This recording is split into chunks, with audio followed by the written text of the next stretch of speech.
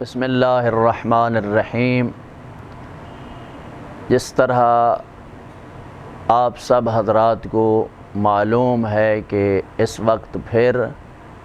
یزیدی اور یزیدیت پاکستان میں نئے سرے سے سر اٹھا رہی ہے، اور یزید اور قاتلان حسین اور قاتلان اہل بیت کو صحابہ کا لباس پہنا کر ان کو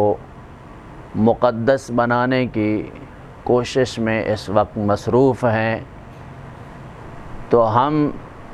تمام شیعان اہل بیت اور عزاداران امام مظلوم کربلا نے 16 اگست کو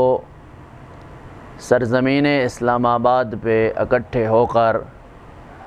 تمام بزرگان، علماء، ذاکرین، واعظین، خطباء اور ائمہ جمعہ جماعت نے قائد ملت جعفریہ علامہ ساجد علی نقوی کی آواز پہ لبیک کہتے ہوئے 1 ربیع الاول کو اسلام آباد اکٹھا ہونے کا تعہد کیا تھا۔ اسی حوالے سے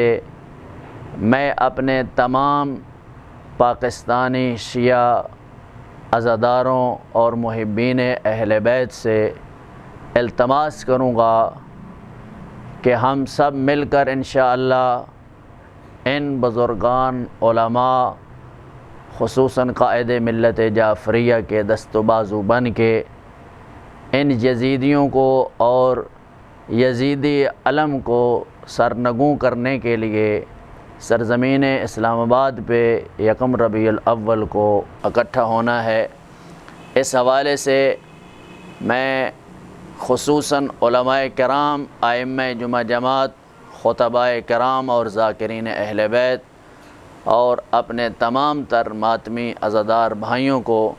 یہ گزارش کروں گا کہ اس کو اپنا فریضہ شرعی سمجھ کر، ملی اور قومی فریضہ سمجھ کر باہر نکلیں، خود بھی آئیں اور اپنے ساتھیوں کو بھی لائیں تاکہ ہماری یہ حاضری بارگاہ امام زمانہ میں قبول ہو۔ اور اسی حوالے سے میں اپنی ماؤں اور بہنوں سے بھی یہ گزارش کروں گا کہ آپ اپنے بیٹوں اور اپنے بھائیوں کو اس